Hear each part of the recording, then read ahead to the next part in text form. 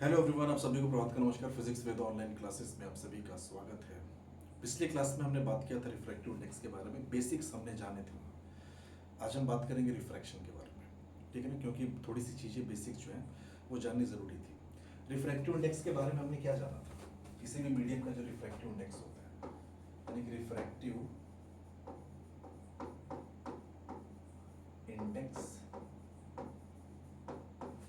Of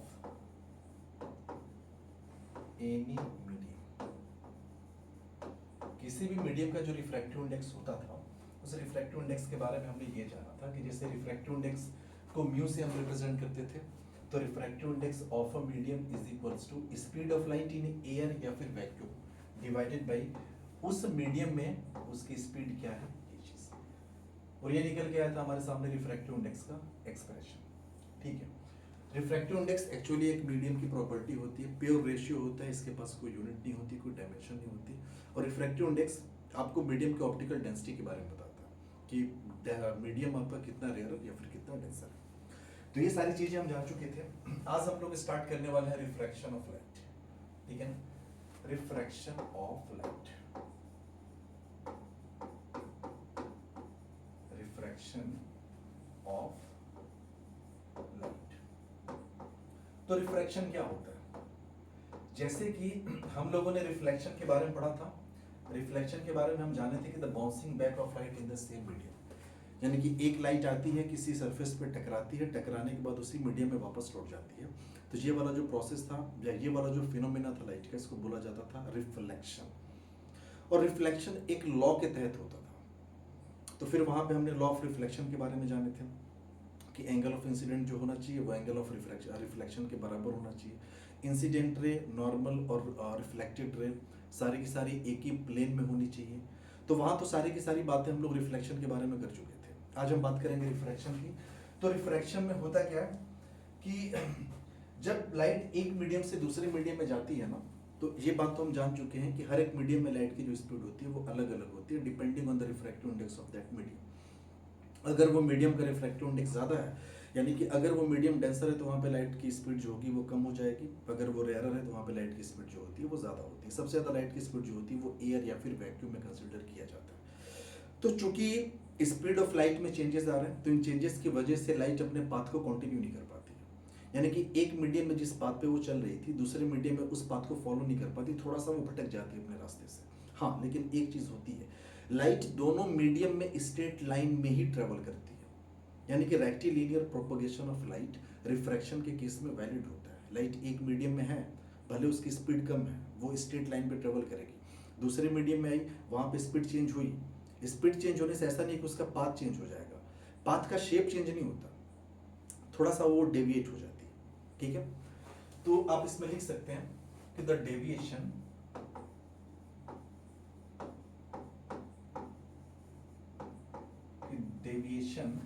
in the path of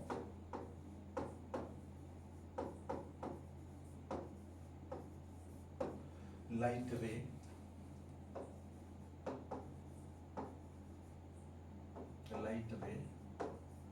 during change of medium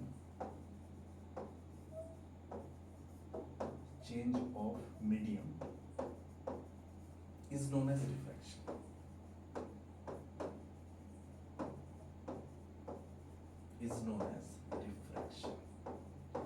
यानी कि light के medium में चेंज हुआ और उसकी चेंज की वजह से उसके पाथ में जो भी डेविएशन होता है, इस चीज को बोला जाता है रिफ्रैक्शन। कॉज हम लोग जान चुके हैं कि what is the cause behind refraction. तो अगर कॉज की बात करें, cause of refraction,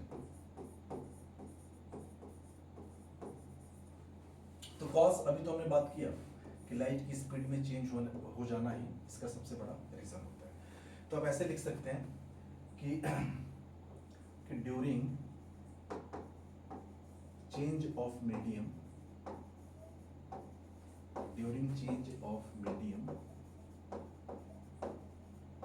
of light speed also changes, ठीक है। And this is the main cause behind refraction. बहुत ज्यादा डिटेल में हम लोग लिखने वाला काम नहीं करेंगे, ठीक है। आगे हम बात करें कि रिफ्रैक्शन को आप कैसे शो कर सकते हैं। तो देखिए, सबसे पहला हमने काम क्या किया कि एक ऐसे इंटरफेस, एक ऐसे सरफेस हमने बनाई, सॉरी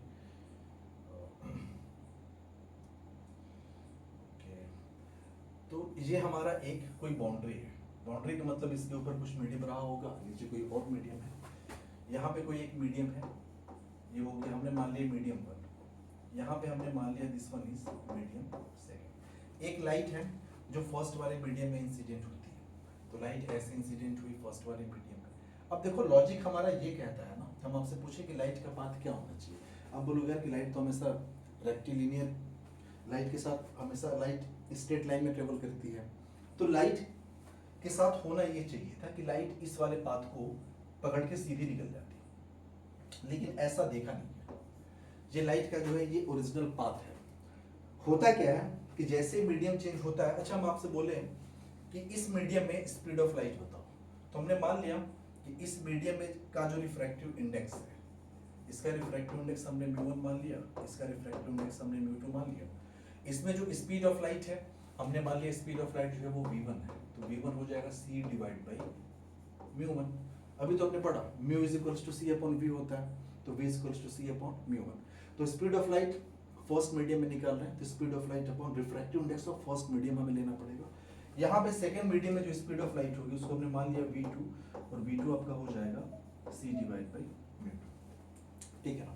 और हम यहाँ पे रैंडमली ये मान लें अगर कि जो μ2 की वैल्यू है वो ग्रेटर देन है μ1 से, यानी कि अगर μ2 बड़ा है, दूसरे मीडियम का रिफ्रैक्टिव इंडेक्स अगर ज्यादा है, तो ऑब्वियस सी बात है कि ये वाले मीडियम को हम क्या नाम देंगे, इसको हम बोलेंगे डेंसर मीडियम, और जो ये वाला मीडियम है ये आपका हो जाएगा रेयर मीडियम, ठीक है, क्योंकि जिसका रिफ्रैक्टिव इंडेक्स ज्यादा होता है वो डेंसर मीडियम, कम रिफ्रैक्टिव इंडेक्स जिसका होता है वो रेयर मीडियम होता है। अब स्पीड के बारे में हम बात करें तो भाई डेंसर मीडियम में तो स्पीड ऑफ लाइट कम हो जाती है ना, तो आप बोलोगे यार कि स्पीड के केस में ये रिलेशन यहाँ पे देखने को मिलेगा कि जो v2 की वैल्यू है ना वो v1 से कम होगी, यानी फर्स्ट मीडियम में जो कि रेयर मीडियम है वहां पे स्पीड ऑफ लाइट ज्यादा होगी, सेकंड मीडियम में स्पीड ऑफ लाइट कम होगी, कम हो जाएगी। तो स्पीड ऑफ लाइट में चेंज हुआ, और जैसे स्पीड ऑफ लाइट में चेंज हुआ ना, लाइट अपने पाथ को चेंज कर देती है, डेविएट हो जाती है अपने ओरिजिनल पाथ से।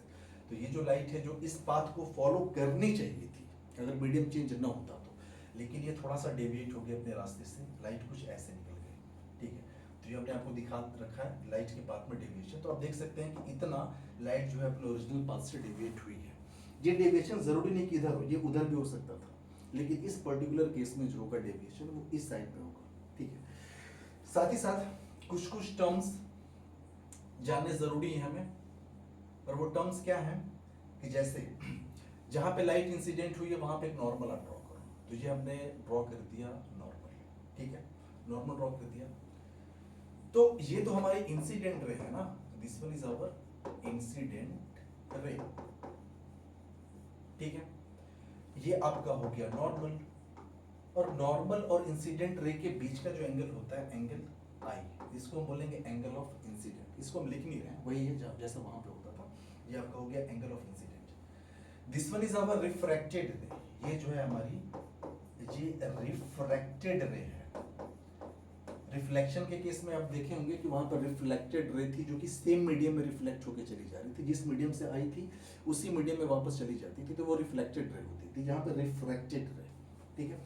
तो एंगल बिटवीन रिफ्रैक्टेड रे एंड नॉर्मल, ये एंगल हो गया, इसको हम नाम देंगे एंगल ऑफ रिफ्रैक्शन। ये आपका कौन सा एंगल हो गया, एंगल ऑफ रिफ्रैक्शन। देखिए अभी हमने लॉ ऑफ रिफ्रैक्शन के बारे में नहीं जाना, अभी हम सिर्फ फिनोमेना यहाँ पे एक्सप्लेन कर रहे हैं कि रिफ्रैक्शन का बेसिक मतलब होता है क्या। आप ध्यान से यहाँ पे देख सकते हैं कि लाइट फर्स्ट मीडियम में भी स्ट्रेट लाइन में ट्रेवल की है, सेकंड मीडियम में भी स्ट्रेट लाइन में ट्रेवल की है, यानी rectilinear propagation of light is valid in both the medium, दोनों मीडियम में आरपीएल जो है वो वैलिड है, सिर्फ पाथ में डेविएशन हुआ है। आप इसको बोल सकते हो यार कि यही तो आपका एंगल ऑफ डेविएशन होता है ना, जिसको हम डेल्टा से रिप्रेजेंट करते हैं, कितना लाइट डेविएट हुई है, ठीक है। तो ये तो फिनोमेना हम जान गए, इसके पीछे मेन रीजन क्या था कि स्पीड में चेंज होना, स्पीड चेंज ना होती तो लाइट उसी पाथ को फॉलो कर जाती, ठीक है। अब हम लोग बात करेंगे लॉ ऑफ रिफ्रैक्शन, ठीक है। लॉ ऑफ रिफ्रैक्शन के पहले एक चीज और हमें जाननी है। देखिए हम लोग रेक्टिलिनियर प्रोपगेशन ऑफ लाइट के बारे में जानते हैं कि लाइट हमेशा स्ट्रेट लाइन में ट्रेवल करती है एक पॉइंट से दूसरे पॉइंट तक। ऐसा इसलिए भी होता है कि लाइट हमेशा उस पाथ को फॉलो करना चाहती है किसी एक पॉइंट से दूसरे पॉइंट तक जाते वक्त जो पाथ सबसे कम टाइम ले, यानी जिस पाथ के लिए टाइम की वैल्यू सबसे लिस्ट होगी ना, लाइट हमेशा उसी पाथ को फॉलो करेगी। और आपको पता है कि दो पॉइंट्स के बीच का सबसे शॉर्टेस्ट डिस्टेंस जो होगी वो स्ट्रेट लाइन होगी। तो ऑब्वियस सी बात है शॉर्टेस्ट डिस्टेंस पे अगर लाइट ट्रेवल कर रही तो टाइम भी सबसे शॉर्ट लगेगा, सबसे लिस्ट टाइम वहां पे लगेगा। ये जो फिनोमिना है या फिर ये जो नेचर है ना लाइट का, कि लाइट हमेशा उस पाथ को फॉलो करेगी जहां पे टाइम सबसे कम लगे, ये मीडियम चेंज के वक्त भी वैलिड होता है। अगर इनकेस लाइट का मीडियम चेंज हो जाए ना, लाइट एक मीडियम से निकली है, दूसरे मीडियम में पहुंचना है किसी पॉइंट पे, तो लाइट स्ट्रेट लाइन में तो ट्रेवल कर नहीं सकती क्योंकि स्ट्रेट लाइन तो पॉसिबल नहीं, क्योंकि लाइट में डेविएशन होना है सेकंड मीडियम में आने के बाद। लेकिन हमेशा लाइट उसी पथ को फॉलो करेगी अब भी जो टाइम सबसे कम ले। और ये आइडिया दिया था फर्मेट ने। तो फर्मेट ने एक थ्योरम दी थी जिसको बोला जाता है फर्मेट्स थ्योरम या फिर फर्मेट्स प्रिंसिपल। तो उसको जरा सा हम पहले यहाँ पे देख लें। फर्मेट्स प्रिंसिपल, फर्मेट प्रिंसिपल ही लिखते हैं। कई जगह आपको ये फर्मेट थ्योरम लिखा हुआ मिलेगा। आई थिंक ये 1662 के आसपास ये थ्योरम आई थी, 17वीं शताब्दी में। ठीक है, फर्मेट थ्योरम क्या कहती है सबसे पहले तो हम ये जानते हैं। अकॉर्डिंग टू फर्मेट थ्योरम, तो हमने यहाँ पे लिखा according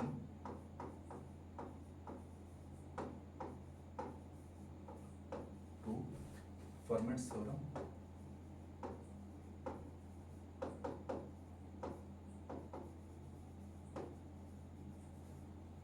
light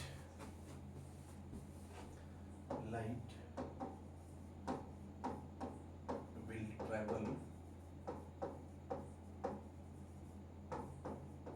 from one point to another through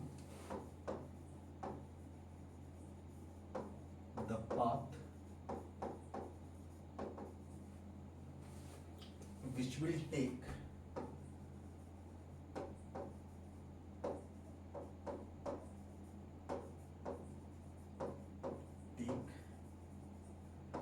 least time।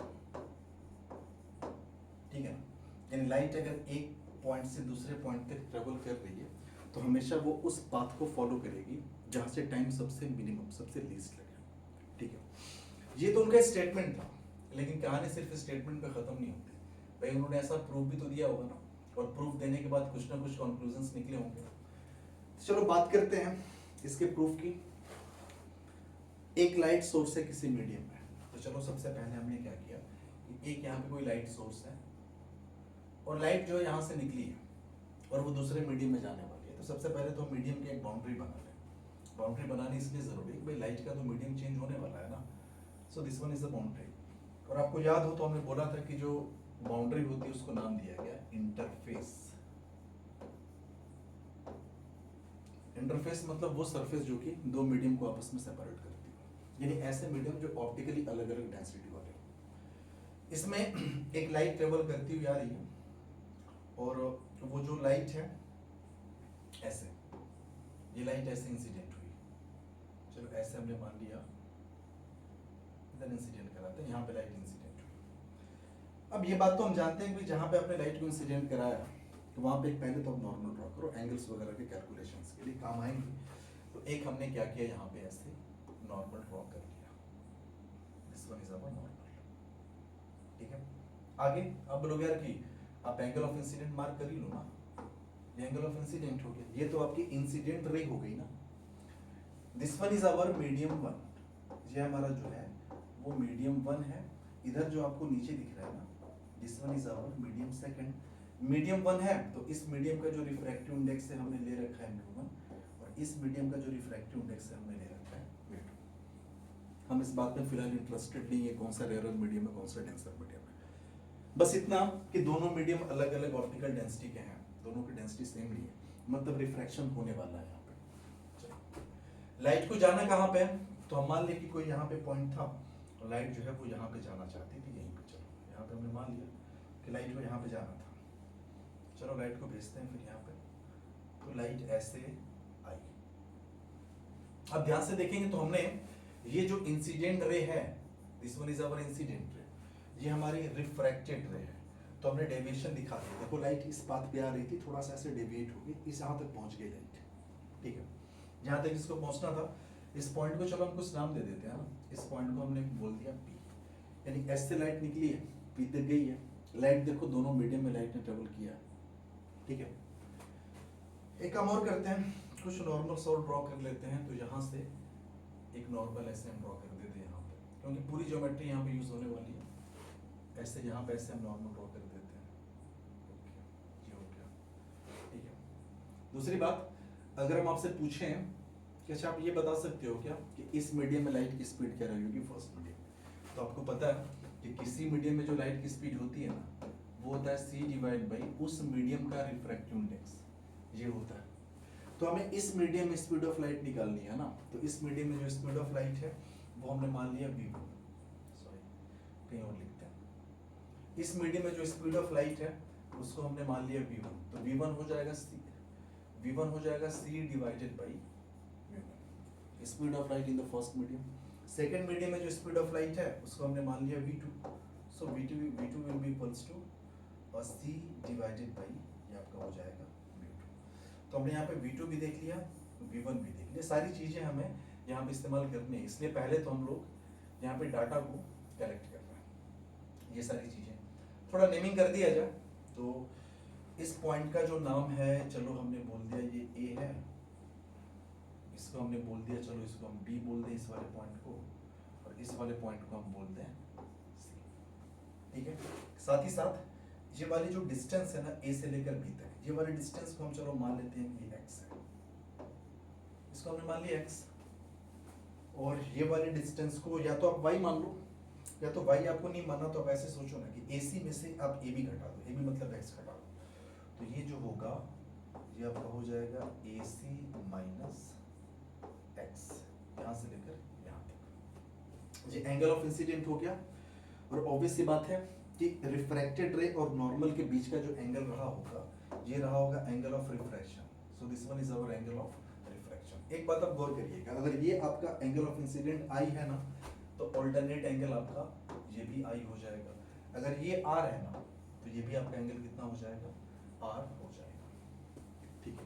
ये सारी चीजें। दूसरी बात, अगर हम आपसे पूछें कि अच्छा बताओ यहाँ से लेकर यहाँ तक फर्स्ट मीडियम में लाइट ने कितना वक्त गुजारा, फर्स्ट मीडियम में, अब बोलो यार फर्स्ट मीडियम में लाइट ने जो डिस्टेंस है वो कवर किया SB के बराबर, और किस स्पीड से किया है, तो v1 स्पीड से किया है। तो फर्स्ट मीडियम में जो टाइम लगा है लाइट को, यानी लाइट ने जितना वक्त गुजारा है t1, वो हम सिंपल लिख सकते हैं, ये वाली डिस्टेंस SB डिवाइडेड बाई जो स्पीड ऑफ लाइट है वो क्या है v1, तो SB बाई v1 हम लिख सकते हैं। हम बोले अच्छा बताओ सेकंड मीडियम में कितना टाइम लगा है B से लेकर P तक आने में, तो आप बोलोगे चलो इस टाइम को हमने मान लिया t2, तो t2 हो जाएगा ये डिस्टेंस आपका है BP के बराबर, सो this is BP divide by speed of light, इसमें क्या है v2 हमने माना है, तो ये आपका हो गया v2, ठीक है। Total time from S two point P, light S से चली है, उसको पहुंचना था P तक, तो S से लेकर P तक आने में लाइट को कितना टाइम लगा है, तो भाई t1 प्लस t2 टाइम लगा है, तो चलो टोटल टाइम हम यहाँ पे लिख दे रहे हैं। So total time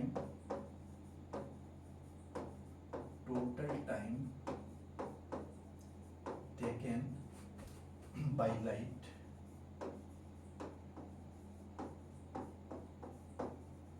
from S to P, तो S से लेकर P तक जो टोटल टाइम लाइट को लगा है ना, चलो उसको हमने बोल दिया t, so t will be equals to t1 plus t2। अच्छा बताओ t1 की वैल्यू क्या है, t1 हमने अभी निकाला है ना, t1 SB upon v1, so t is equals to SB divide by v1 plus t2 आपका हो गया BP डिवाइड बाई v2, ये हमारा है टोटल टाइम लगना है। अब एक काम करते हैं, आप अगर ध्यान से यहाँ पे समझो तो अच्छा बताओ SB को हम क्या लिख सकते थे, ये SB को तो S B is equals to, ये हाइपोटेनियस हो गया ना, ये तो परपेंडिकुलर है तो 90 डिग्री है, S B is equals to S A square plus ये, तो अंडर रूट ऑफ ये आपका हो जाएगा एस ए स्क्वायर प्लस ये वाली जो डायमेंशन है वो एक्स है तो एक्स स्क्वायर, ठीक है। अच्छा यहाँ से अगर हम बी पी को बोले तो कितना हो जाएगा, so B P is equals to, आप देखो परपेंडिकुलर आपने ड्रॉप किया है तो बी पी आपका हाइपोटेनियस हो गया, तो ये हो जाएगा इसका स्क्वायर प्लस इसका स्क्वायर, तो अंडर रूट ऑफ ये आपका ए सी माइनस एक्स का स्क्वायर प्लस ये पी सी का स्क्वायर प्लस पी सी का स्क्वायर। अब देखो ये दोनों चीजें यहाँ पे हमें यूज करनी है, तो एस बी हो जाएगा under root S A square plus X square, तो एस बी हो जाएगा under root S A square plus X square, एक मिनट फॉर देख लेते वही है ना, S A square plus X square, ठीक है, डिवाइडेड बाई अच्छा v1 को हम क्या लिख सकते हैं, तो v1 ऑलरेडी हम लिख रखे हैं यहाँ पे, अब ध्यान से देखिए, तो v1 आपका c डिवाइड बाई म्यू1 है, तो v1 आपका हो जाएगा c डिवाइड बाई म्यू1, तो चलो म्यू1 को हम ऊपर कर ले रहे हैं, तो ये आपका ऊपर चला गया म्यू1 प्लस bp, देखिए हम वहाँ पे ऑलरेडी निकाल चुके हैं bp अपॉन v2, तो bp की वैल्यू हो जाएगी अंडर रूट ऑफ ये आपका हो जाएगा ac माइनस एक्स इसका होल स्क्वायर प्लस ये हो जाएगा pc स्क्वायर डिवाइडेड बाई, अच्छा v2 और v2 ऑलरेडी c अपॉन म्यू2 के बराबर है, तो आपका हो जाएगा c और ये आपका म्यू2 जो है ऊपर चला गया, तो हमारे सामने निकल के आ गया ना टोटल टाइम, यानी हमें ये पता चल चुका है कि भैया टोटल टाइम कितना लगना है, ठीक है, this one is our expression for the total time, इतना टोटल टाइम लगेगा। अब थोड़ा फॉर्मेट्स की बात भी मान लें, फॉर्मेट्स ने तो ये बोला था कि टाइम हमेशा सबसे लिस्ट होना चाहिए। अब एक बात जरा ध्यान से समझिएगा, इस वाले डायग्राम में फिलहाल जो आपके सामने डायग्राम दिख रहा है उसमें लाइट एस से बी आई, बी से पी पे चली गई, ऐसा भी तो हो सकता था एस से लाइट यहाँ गिरती फिर यहाँ से पी पे जाती, एस से लाइट यहाँ गिरती फिर पी पे जाती, एस से लाइट यहाँ गिरती फिर पी पे जाती, ठीक है, यानी यहाँ पे डिफरेंट एक्स पॉसिबल थे, लेकिन हमें वो एक्स लेना है जिस एक्स के लिए टाइम सबसे मिनिमम निकल गया है, ये बात समझने वाली है यहाँ पे। तो आप एक बात कह सकते हो कि यहाँ पे जो टाइम है ना वो फंक्शन ऑफ एक्स है, यानी कि हर एक अलग अलग पाथ के लिए, अब ध्यान दो, यानी अलग अलग पाथ के लिए, जैसे मान लेते हैं कि लाइट यहाँ से ऐसे आती और फिर लाइट क्या करती, ऐसे चली जाती, तो भाई ये पाथ तो अलग हो गया ना, इस वाले पाथ के लिए आप देखोगे तो x की वैल्यू अलग है, ऐसे ही में भी पॉसिबल था कि लाइट ऐसे आती और फिर यहाँ से क्या करती, ऐसे जाती, तो ये वाला पाथ अलग हो गया, यहाँ के लिए x इतना हो गया, तो आप ध्यान से यहाँ पे समझ सकते हैं कि डिफरेंट x के लिए डिफरेंट टाइम पॉसिबल है, लेकिन कौन सा हम x लेंगे, तो आप बोलोगे यार हमें वो x लेना है ना जिस x के लिए टाइम जो है वो सबसे कम निकल के आए, इसका मतलब आप साफ साफ कह सकते हैं कि जो भी है यहाँ पे जो है टाइम वो आपका दिया हुआ है, time is a function of x, time is a function of x, और हमें वो एक्स चाहिए जिसके लिए टाइम की वैल्यू सबसे मिनिमम निकल के आए, क्योंकि फॉर्मेट्स ने बोला ही यही था कि लाइट हमेशा उस पाथ को फॉलो करेगी जिस पाथ से टाइम सबसे लेस लगेगी, ठीक है, तो टाइम को हमें मिनिमम करना है, तो हमारा बेसिक सा फंडा है, अगर आपको याद हो तो बेसिक डिफरेंशिएशन आप यहाँ पे कह सकते हैं कि फॉर टी मिनिमम, अगर आप चाहते हैं कि टी मिनिमम हो तो आप जो टाइम वाला एक्सप्रेशन है ना dt बाई dx ये किसके बराबर हो जाना चाहिए, 0 के बराबर, ठीक है, क्योंकि x पे डिपेंड कर रहा है टाइम, तो हमें पता करना है किस x के लिए t मिनिमम होगा, तो आप dt बाई dx को किसके बराबर कर लो, 0 के बराबर कर लो, वहां से पता आपको चल जाएगा, यानी कि फाइनली हम इस पूरे एक्सप्रेशन को के डिफरेंशिएशन को 0 के बराबर करने जा रहे हैं, सो डिफरेंशिएशन ऑफ t कितना है, तो ये दिया हुआ है under root of S A square plus X square divided by S, और ये ऊपर हो गया म्यू1 plus under root of A C minus X whole square plus B C का स्क्वायर डिवाइडेड बाई ये सी और ये हो गया म्यू2,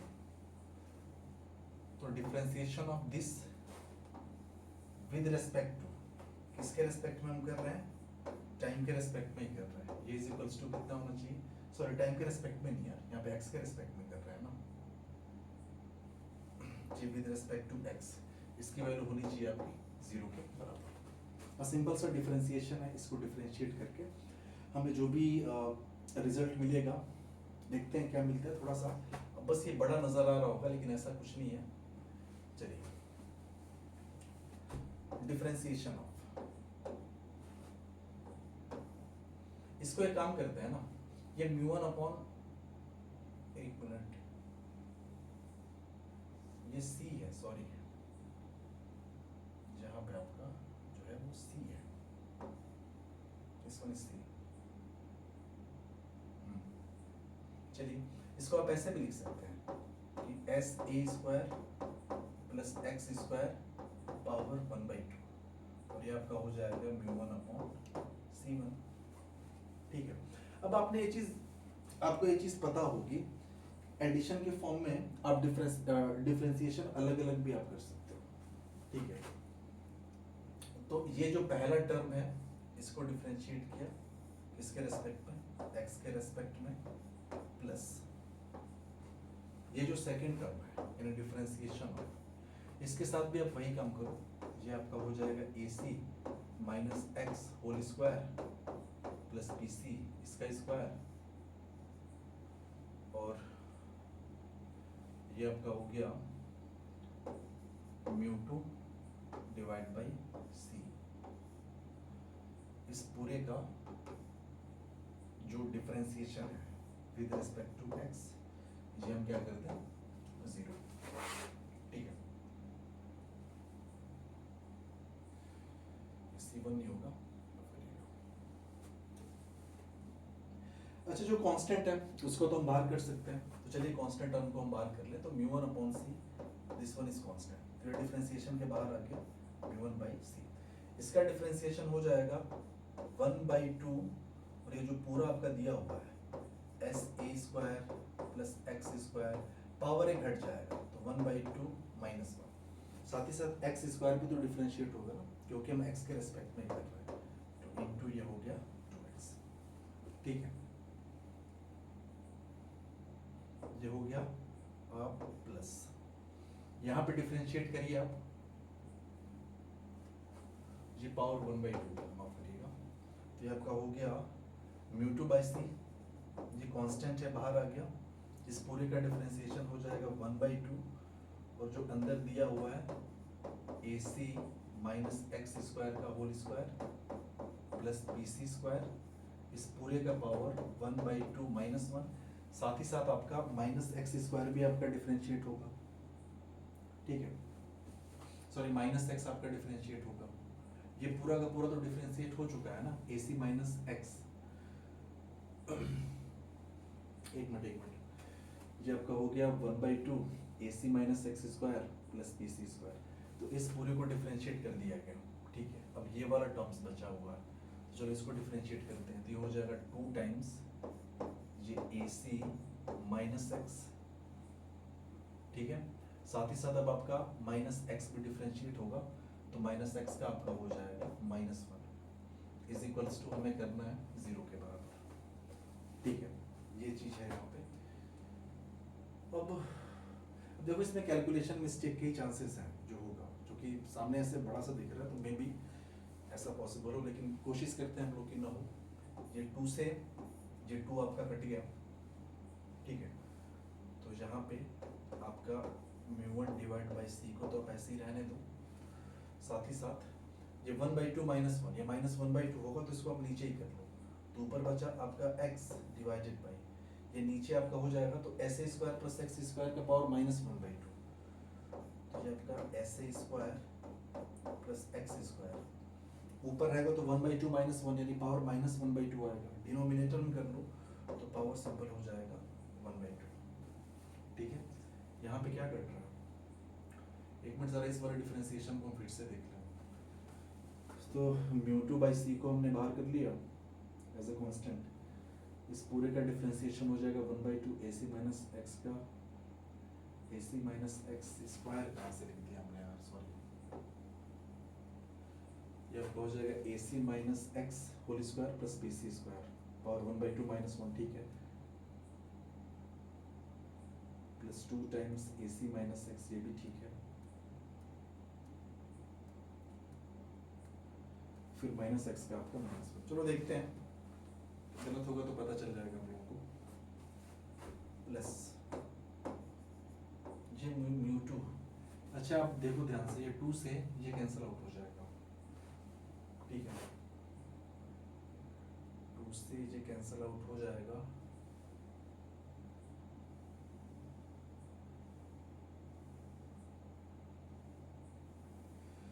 चलो डिवाइड बाई सी यहाँ पे बचा।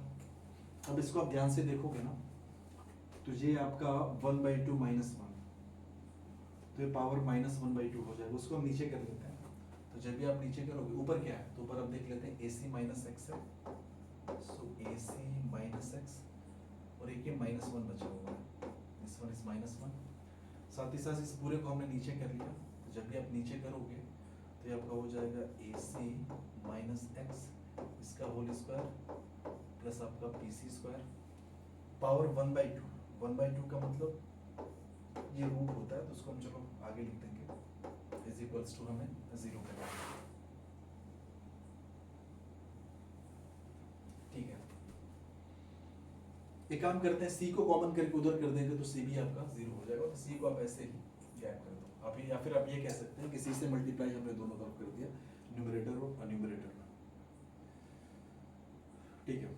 चलो x divided by this one, x divide by, तो ये आपका हो जाएगा म्यू 1, और ये हो गया x divide by under root of S square plus X square, इसको हम ऐसे लिख सकते हैं, प्लस म्यू 2, प्लस नहीं करिए माइनस को यहाँ पे कर ही लीजिए, माइनस ऑलरेडी है ना, तो ये आपका हो जाएगा A C minus X divided by, ये पूरा आपका अंडर रूट में आ जाएगा, तो ए सी माइनस एक्स ये whole square plus P C square, ये पावर 1/2 को ही हमने अंडर रूट कर लिया, इज इक्वल्स टू आपका हो गया 0। अब ध्यान से समझिए, ये वाला टर्म थोड़ा सा हम देखते हैं डायग्राम से कितना निकल गया है, x divided by under root S square plus X square, तो s डिवाइडेड बाई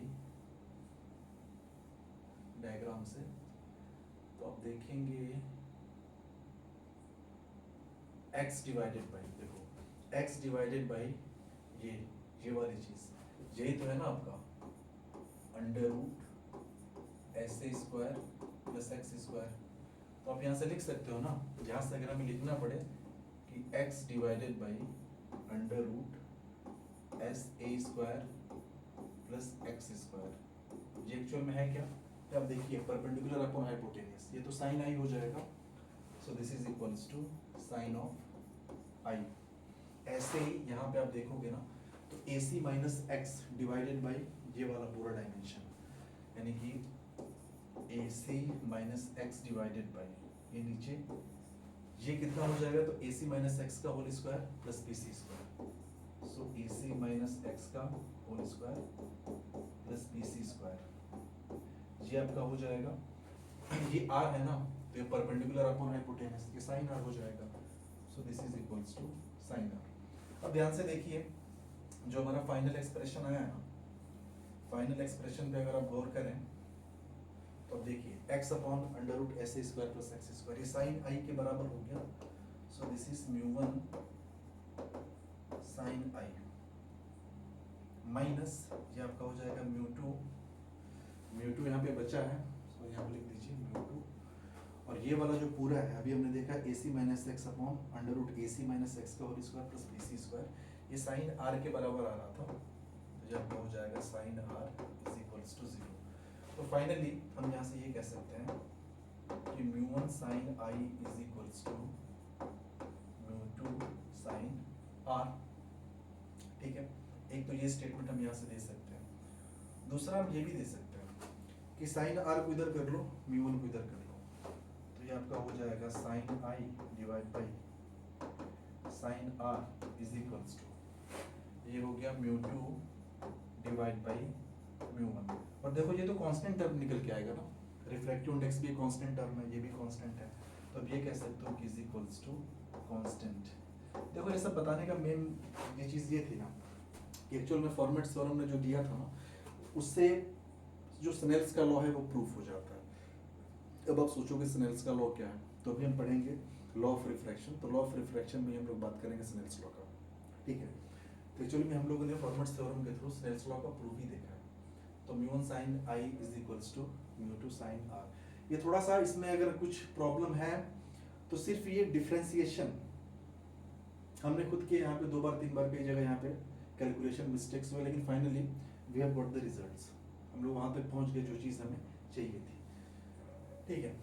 तो फॉर्मेट थ्योरम के हिसाब से क्या था कि लाइट हमेशा उस पाथ को फॉलो करेगी जिस पाथ से टाइम सबसे कम लगे, और जब लाइट ये काम करती है तो एक एक्सप्रेशन निकल के आता है mu one sine I is equals to mu two sine R, और उसी को बोला जाता है स्नेल्स लॉ, ठीक है।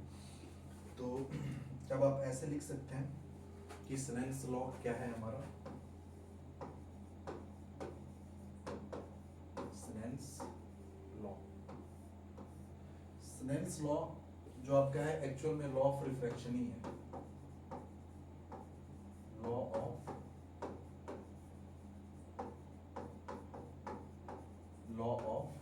रिफ्रैक्शन। और स्नेल्स लॉ के हिसाब से क्या है, अभी हमने देखा कि जैसे मान लिया हमने कि ये कोई इंटरफेस है, लाइट इस मीडियम में ऐसे ट्रेवल करके आई, लाइट सेकंड वाली मीडियम में जाने वाली है, तो सबसे पहले यहाँ पे हमने परपेंडिकुलर ड्रॉप कर लिया। चलो लाइट को सेकंड वाली मीडियम में भेज देते हैं, तो लाइट चली गई, सॉरी, तो लाइट ये चली गई ऐसे सेकंड मीडियम में, ठीक है। ये हमारी incident ray, this one is our refracted ray, this one is our interface. ये आपका मीडियम 1 हमने मान लिया, इसको हमने मान लिया मीडियम सेकेंड। ये एंगल ऑफ इंसिडेंट हो गया I, this one is angle of refraction. तो स्नेल्स लॉ आपका सिंपल यही कहता है कि mu one sine I is equals to mu two sine R. या फिर आप ऐसे कर लीजिए, आप बोलिए यार कि ये मीडियम फर्स्ट है ना, तो मीडियम फर्स्ट का रिफ्रैक्टिव इंडेक्स हमने म्यू वन माना है, तो क्यों ना जो मीडियम फर्स्ट में एंगल बन रहा है उसको हम थीटा वन मान लें। मीडियम सेकेंड, इसका रिफ्रैक्टिव इंडेक्स हमने म्यू टू माना है, तो क्यों ना यहाँ पे जो एंगल बन रहा है सेकेंड मीडियम में रिफ्रैक्टेड रे जो बना रही है नॉर्मल के साथ, उसको हम थीटा टू मान लें। तो यहाँ से आप इसको ऐसे भी लिख सकते हैं कि mu one sine of theta one is equals to mu two sine of theta two. आप इसको ऐसे याद रखिएगा कि म्यू वन फर्स्ट वाले मीडियम का रिफ्रैक्टिव इंडेक्स है जिसमें लाइट इंसिडेंट हुई है, थीटा वन उसी मीडियम में नॉर्मल के साथ इंसिडेंट रे ने जो एंगल बनाया था ये वो वाला एंगल है, म्यू टू उस मीडियम का रिफ्रैक्टिव इंडेक्स है जिसमें लाइट रिफ्रैक्ट होके जा रही है, और थीटा टू वो एंगल है जो रिफ्रैक्टेड रे और नॉर्मल के बीच का बना है, ठीक है। तो आप इसको ऐसे भी याद रख सकते हैं। तो इसमें लॉ ऑफ रिफ्रैक्शन भी बेसिकली हमारे पास 2 हैं, एक तो ये हो गया और इसको स्टेटमेंट के फॉर्म में आप लिख सकते हैं। चलो स्टेटमेंट अगर आपको सही है तो हम ये भी लिख दे रहे हैं कि the ratio of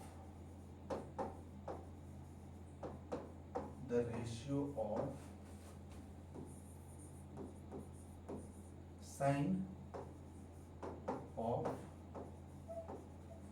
angle of incident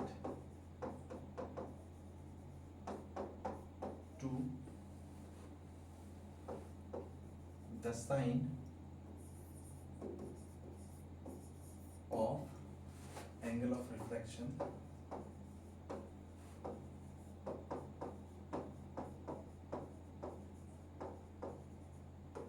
is always constant for a given pair of media। ऐसे बोल सकते हैं given pair of media actually में मीडियम का प्लूरल फॉर्म होता है, तो यहाँ पे जो कि पेयर ऑफ मीडिया लिया जा रहा है, मीडियम लिया जा रहा है, 2 मीडियम। तो इसका क्या मतलब है, sine of angle of incident, इसमें जरा गौर फरमाइएगा, यानी कि हमें एंगल ऑफ इंसिडेंट तो लेना ही है और उसका क्या लेना है, साइन लेना है, to the sine of angle of reflection. ये जो रेशियो होता है वो हमेशा कांस्टेंट होता है, और वो कांस्टेंट होता है तो कितना निकल के आता है। तो आंसर आप ये कह सकते हैं कि साइन ऑफ किसका, angle of incident upon sine of angle of refraction is equals to, अगर इसके हिसाब से आप देखो तो ये आपका हो जाएगा μ2 अपॉन μ1, और μ2 अपॉन μ1 जो है ये कांस्टेंट है, तो आप इसको लिख सकते हो कांस्टेंट, और ये आपका हो गया sin I divide by sin R is equals to constant. So this one is our Snell's law, और स्नेल्स लॉ को अभी हमने प्रूफ भी तो देखा है फॉर्मेट्स थ्योरम से कि वो निकलता है कैसे, तो हम वो जान गए। और एक और इसमें भी दो रूल होते हैं आपका, तो आप ऐसे लिख सकते हो, जो रूल सेकंड है, रूल सेकंड क्या कहता है कि the incident ray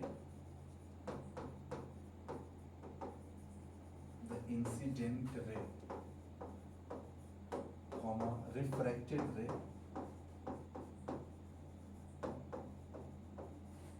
and normal at the point of incident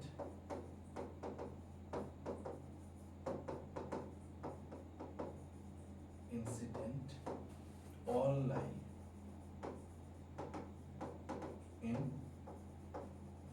same plane। तो अब थोड़ा गौर करेंगे तो आपको समझ में आएगा कि जो लॉ ऑफ रिफ्लेक्शन हमने पढ़ा था वहां पे हमने यही बात की थी, ठीक है, कि जो हमारी इंसिडेंट रे होगी, जो हमारी रिफ्रैक्टेड रे होगी, and normal at the point of incident all lie in the same plane, यानी कि अगर इंसिडेंट रे इस बोर्ड को पकड़ के आ रही है ना, तो नॉर्मल भी ऐसे इस बोर्ड पे ऐसे चिपका हुआ होना चाहिए, और जो रिफ्रैक्टेड रे है वो भी इस बोर्ड को पकड़ के ही जा रही हो, ऐसा होना चाहिए। बाकी फर्स्ट लॉ हमने देख लिया विच इज स्नेल्स लॉ, ठीक है। तो रिफ्रैक्शन के बारे में कुछ चीजें हम लोग जान चुके हैं, जो बेसिक चीजें होती हैं। अब देखो रिफ्रैक्शन में लाइट के मीडियम का चेंज होता है, लाइट एक मीडियम से दूसरे मीडियम में जाती है। लाइट या तो रेयरर से डेंसर में जा सकती है, या लाइट डेंसर से रेयरर मीडियम में जा सकती है। तो वो भी केस हम देख लें, refraction from rarer to denser medium, refraction from rarer to denser, rarer to denser, ठीक है, refraction from rarer to denser medium, okay. तो चलिए सबसे पहला काम वही है कि हम एक बाउंड्री बना लें। सो this one is a boundary, boundary मतलब इंटरफेस। एक लाइट है जो फर्स्ट मीडियम ऐसे इंसिडेंट हुई, ये हमारी हो गई इंसिडेंट रे, और यहाँ पे नॉर्मल ड्रॉ कर लें जहाँ पे वो इंसिडेंट हुई है, तो हमने ड्रॉ कर लिया ऐसे, this one is our normal, ठीक है। इसको हमने ले लिया मीडियम, या फिर मीडियम कह पहले ही बोल दिया ना कि रेयरर टू डेंसर,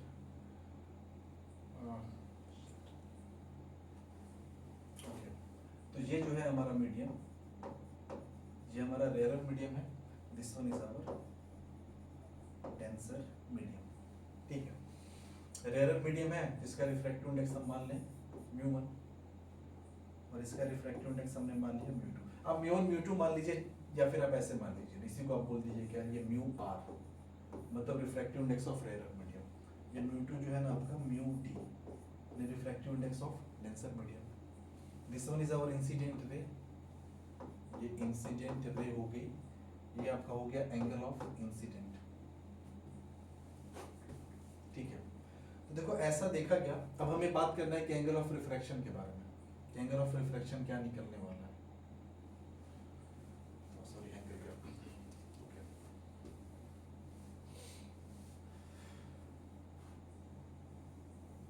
अच्छा, अभी जो हमने देखा है स्नेल्स का लॉ, वो क्या था, हमने अभी पढ़ा कि sine I divide by sine R is equals to, ये आपका कांस्टेंट निकल के आता है, और कांस्टेंट में भी क्या कांस्टेंट निकल के आता है, ये आपका निकल के आता है μ2 डिवाइड बाई μ1, ठीक है। या फिर आप ये कह सकते हो कि μ2 का मतलब क्या, कि डेंसर मीडियम है ना, चलो μ2 की जगह पे आप ऐसा कह सकते हो कि refractive index of denser medium divide by μ1, यानी रेयरर मीडियम है, refractive index of rarer medium. और ये बात हम जानते हैं कि भाई जो डेंसर मीडियम होता है इसका रिफ्रैक्टिव इंडेक्स बड़ा होता है रेयरर मीडियम के कंपैरिजन में, ठीक है। तो आपको ध्यान से यहाँ पे समझो, यहाँ पे तो म्यू डी आपका बड़ा है, म्यू और आपका छोटा है, यानी ये क्वांटिटी जो है आपकी एक से बड़ी निकल के आने वाली है। तो आप यहाँ पे ऐसे लिख सकते हो sine I upon sine R, या mu D upon mu R, जो कि म्यू डी बड़ा है म्यू आर से, तो आप ये कह सकते हो कि mu D upon mu are, ये जो रेशियो होगा ये 1 से बड़ा होगा। तो ये जो mu D by mu R है ये 1 से बड़ा है, और ये है किसके बराबर, sine I by sine R. Obvious सी बात है कि ये भी आपका 1 से बड़ा होगा, यानी कहने का मतलब sine I is greater than आपका हो जाएगा साइन आर। या फिर आप ये लिखिए इसको रिवर्स करके कि साइन आर जो है वो लेस देन है साइन आई से।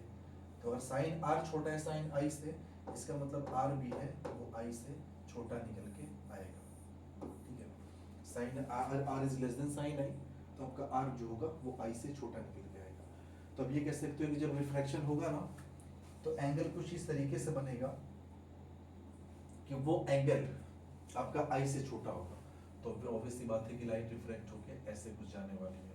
सो this one is our refracted ray, ये आपका हो जाएगा एंगल ऑफ रिफ्रैक्शन आर, ठीक है। अच्छा, लगे हाथ लाइट के ओरिजिनल पाथ को भी यहाँ पे देख लें। तो आप बोलोगे ओरिजिनल पाथ को देखना क्या है, ये रहा लाइट का ओरिजिनल पाथ ऐसे। अगर मीडियम चेंज ना होता तो लाइट इस वाले पाथ को फॉलो कर चुकी होती, ठीक है।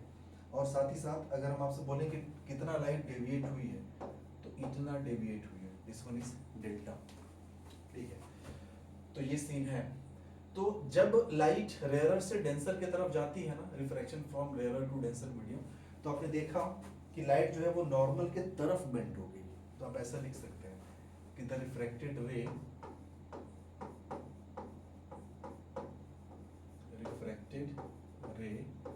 बेंड टूवर्ड्स नॉर्मल,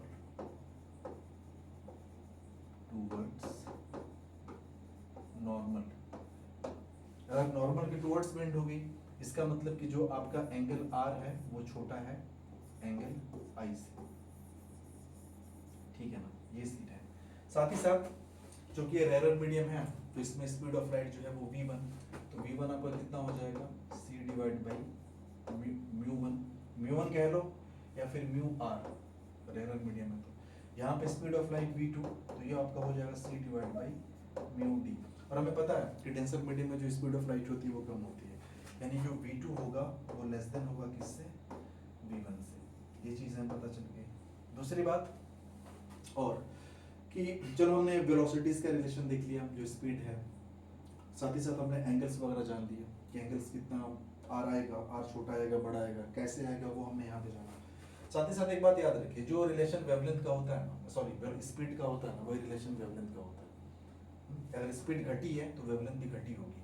तो इस मीडियम में जो वेवलेंथ है मान लें कि λ2 है, इस मीडियम में वेवलेंथ को मान लें λ1, तो अगर स्पीड घटी है तो वेवलेंथ भी घटी होगी, क्योंकि राइट λ2 जो होगा वो λ1 से जो होगा वो छोटा निकल के आएगा। तो ये भी हम जान गए। साथ ही साथ आप सबने बोला कि what about angle of deviation, ये भी तो कैलकुलेट कर सकते हैं ना। ये पूरा आई है तो ये पूरा आई हो जाएगा, ये आपका आर दिया है, देखो ये पूरा आपका आई, ये आर, तो ये जो डेल्टा हो जाएगा this will be I minus R, ठीक है। और कैसे है, क्लॉकवाइज है ना, तो आप ऐसे लिख सकते हो clockwise, this one is clockwise deviation. साथ ही साथ क्या है जो नहीं बदलेगी, बार बार ये सवाल पूछा गया भी है, ये कहीं सोर्स से निकला होगा। तो आप सोचो कि जो लाइट मीडियम 1 में है उसका सोर्स भी यही है, जो लाइट आपकी मीडियम सेकंड में पहुंची है ना उसका सोर्स भी यही था। ऐसा नहीं है कि मीडियम सेकंड में जाने वाली लाइट कहीं और से निकली है, नहीं, दोनों का सोर्स सेम है। तो एक बात याद रखिएगा कि एक चीज़ है जो कभी नहीं बदलेगी मीडियम चेंज होने के बावजूद भी, चाहे मीडियम 50 बार लाइट का चेंज हो जाए। अब ऐसे लिख सकते हैं कि frequency of light doesn't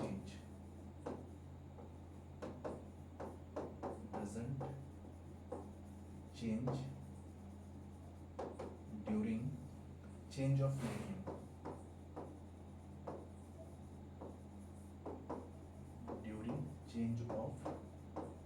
medium, because frequency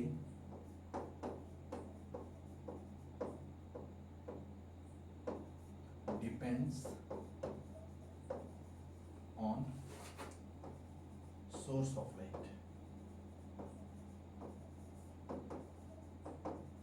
source of light, this one is important. आपसे कोई पूछे कि क्या है जो नहीं बदलता है, तो आप याद रखिएगा कि लाइट का मीडियम अगर चेंज हो तो स्पीड बदलेगा, एंगल्स वगैरह बदलते हैं, वेवलेंथ बदलती है, उसका फ्रीक्वेंसी पर असर नहीं पड़ता, बिकॉज फ्रीक्वेंसी जो होता है वो सोर्स पे डिपेंड करता है लाइट के। ठीक है, तो ये तो हमने क्या जाना, हमने यहाँ पे रेयर से डेंसर के बारे में जाना ना। What about denser to rare medium, just इसका आप रिवर्स कर दो ना, डेंसर टू रेयर, देखिए लाइट जो है वो पहले आपके डेंसर मीडियम में, बाद में वो जा रही है रेयर मीडियम में, कोई दिक्कत नहीं, शुरुआत हम वहीं से करेंगे। जी हमारा इंटरफेस हो गया, this one is our interface. ठीक है, लाइट को इस मीडियम में इंसिडेंट करो, तो चलो ये हमारी लाइट है जो इंसिडेंट हुई है, ऐसे इंसिडेंट हुई, जहाँ पे लाइट इंसिडेंट हुई है वहाँ पे हमने नॉर्मल भी ड्रॉ करना है, तो चलो यहाँ पे हमने क्या ड्रॉ कर दिया, this one is our normal. तो ये इंसिडेंट रे, इंसिडेंट रे और नॉर्मल के बीच का जो एंगल है ना, जो एंगल ऑफ इंसिडेंट, ये जो मीडियम है ये हमारा है डेंसर मीडियम, और लाइट जा कहाँ पे रही है, तो लाइट आपकी जा रही है रेयर मीडियम में, इसका रिफ्रैक्टिव इंडेक्स म्यू डी और इसका रिफ्रैक्टिव इंडेक्स म्यू आर। ठीक है, अब देखो अभी हम रिफ्रैक्ट कराएंगे नहीं, क्योंकि हमें एंगल ऑफ रिफ्रैक्शन के बारे में पता नहीं है, कि वो बड़ा बनने वाला है छोटा बनने वाला है, ये सब चीज़ें हमें पता नहीं है।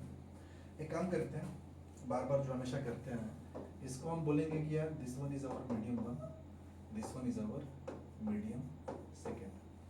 पूरे रिफ्रैक्शन में फर्स्ट मीडियम हम हमेशा उसको मानेंगे जिसमें लाइट इंसिडेंट हुई है, सेकेंड मीडियम हमेशा हम उसको मानेंगे जहाँ पे लाइट आफ्टर रिफ्रैक्शन गई है। तो देखो जब डेंसर से रेयरर का सीन हो रहा है तो लाइट इंसिडेंट हुई है कौन से मीडियम में, इस वाले मीडियम में ना, तो ये आपका मीडियम फर्स्ट है, रिफ्रैक्शन के बाद इसमें जाएगी तो ये हमारा हो गया मीडियम सेकेंड। अच्छा बताओ हमारा स्नेल्स लॉ क्या कहता है, Snell's law, so according to Snell's law, Snell's law हमारा ये कहता है कि mu one sine I is equals to mu two sine R, so sine R is equals to sine R, R आपका हो जाएगा mu one divide by mu two, और G आपका हो गया साइन ऑफ आई। ठीक है, म्यू वन मतलब फर्स्ट वाला मीडियम, तो फर्स्ट वाला मीडियम क्या है हमारा, ये है ना डेंसर मीडियम, तो ये आपका हो जाएगा mu D upon mu two, यानी जिसमें लाइट जा रही है तो रेयर में जा रही है ना, तो म्यू टू आपका हो जाएगा, ये आपका म्यू आर, ये हो गया mu R, this one is sine I, sine R. जरा आप इस पे गौर करिएगा, इस पे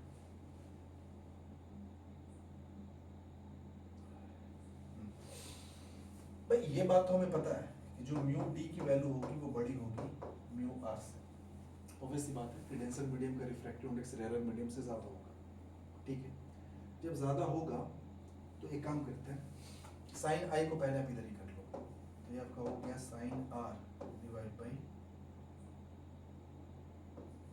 ये हो गया sine I is equals to G mu D by mu R. Mu D बड़ा है डेंसर मीडियम का रिफ्रैक्टिव इंडेक्स म्यू आर से, तो आप कह सकते हो फिर तो दोनों का अगर आप रेशियो लोगे ना तो ये बड़ा आएगा 1 से, तो अब सोचो कि mu D by mu are ये ग्रेटर देन 1, तो आप ये कह सकते हो कि sine r divide by sine i की वैल्यू है जो ग्रेटर देन क्या है 1 है।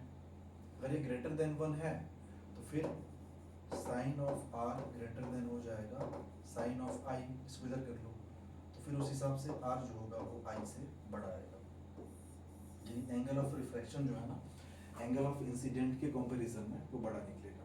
चलो बड़ा एंगल ऑफ इंसिडेंट रिफ्रैक्शन बनाते हैं। सो लाइट जो है रिफ्रैक्शन के बाद कुछ ऐसे चली जाएगी, सॉरी लाइट जो है रिफ्रैक्शन के बाद ऐसे चली जाएगी। ठीक है, so this is our refracted रे, और ये आपका इतना बड़ा हो जाएगा एंगल ऑफ रिफ्रैक्शन। अच्छा, हम लाइट के ओरिजिनल पाथ के बारे में अगर आपसे पूछें तो आप बोलोगे कि लाइट का जो ओरिजिनल पाथ है ना वो ये वाला है, लाइट इस वाले पाथ पे जा रही थी, लेकिन लाइट फाइनली निकली है इस पाथ पे, यानी कि ये जो यहाँ से लेकर यहाँ तक का एंगल हो गया, ये आपका हो गया एंगल ऑफ डेविएशन। ठीक है, आप चाहो तो एंगल ऑफ डेविएशन भी कैलकुलेट कर सकते हो। अच्छा बताओ, ये आई है तो फिर यहाँ से लेकर यहाँ तक ये भी आपका आई हो जाएगा, ये आपको निकालना है तो आर में से आई घटा दो, तो आप यहाँ से कह सकते हो कि जो एंगल ऑफ डेविएशन है, angle of deviation, angle of deviation delta is equals to r minus i, ये चीज यहाँ से निकल गई। और इसका सेंस अगर आप देख लो डेविएशन का तो क्लॉकवाइज है, क्लॉकवाइज, ठीक, ये चीज है। बाकी स्पीड वगैरह के बारे में रिलेशन अब यहाँ पे आपको दिखाने नहीं जा रहा। इस मीडियम में आप स्पीड अब मान लें v1, इस मीडियम में आप मान लीजिए स्पीड जो है वो v2 है, साथ ही साथ इसमें जो वेवलेंथ है वो λ2 मान लीजिए, यहाँ पे वेवलेंथ जो है वो λ1 मान लीजिए। लाइट कहाँ से कहाँ जा रही है, डेंसर से रेयर में जा रही है, ठीक है, तो स्पीड बढ़ेगी, डेंसर में स्पीड कम होती है, तो अब वो जो v2 होगा ना वो बड़ा होगा v1 से, जो स्पीड के साथ रिलेशन होता है वही वेवलेंथ के साथ होता है, मतलब सेकंड मीडियम में जो वेवलेंथ है ना वो फर्स्ट मीडियम में वेवलेंथ के कॉरस्पॉन्डिंग वो बड़ी होगी। साथ ही साथ यहाँ भी फ्रीक्वेंसी रिमेन्स कांस्टेंट, फ्रीक्वेंसी पे असर नहीं पड़ने वाला लाइट का।